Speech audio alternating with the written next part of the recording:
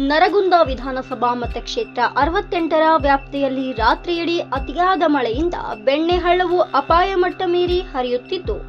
ಆದ ಕಾರಣ ರಾಜ್ಯ ಕಾಂಗ್ರೆಸ್ ಪಕ್ಷದ ವಕ್ತಾರರಾದ ಡಾಕ್ಟರ್ ಸಂಗಮೇಶ್ ಕೊಳ್ಳಿಯವರು ಬೆಣ್ಣೆಹಳ್ಳ ದಡದಲ್ಲಿ ಇರುವ ಅಸೂಟಿ ಮತ್ತು ಮೆಣಸಗಿ ಗ್ರಾಮದಲ್ಲಿ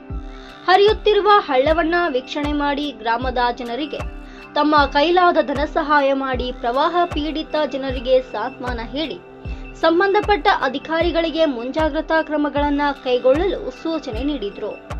ಈ ಸಂದರ್ಭದಲ್ಲಿ ಮೆಣಸಗಿ ಮತ್ತು ಅಸೂಟಿ ಗ್ರಾಮದ ಹಿರಿಯರು ಆದ ಈರಣ್ಣ ಅಂಗಡಿ, ಬಸವರಾಜ್ ಹೊಳಗಿ, ಬಿಬಿ ಶೆಲ್ಲಿಕೇರಿ, ಮಲ್ಲನಗೌಡ ಯಲ್ಲಪ್ಪಗೌಡ್, ಯಲ್ಲಪ್ಪ ಯಲಿಗಾರ್, ಭೀಮಶಿ ಕಲಾದಗಿ, ಮುತ್ತಣ್ಣ ಕರಕಿಕಟ್ಟಿ, ದೇವನಗೌಡ ದೇಸಾಯಿಗೌಡ್, ಆನಂದ್ ಜಕ್ಕಲಿ, ರಾಜುಗೌಡ ಹಿರೇಗೌಡ್, ಅಲ್ಲಿಸಾಬ್ ನದಾಬ್,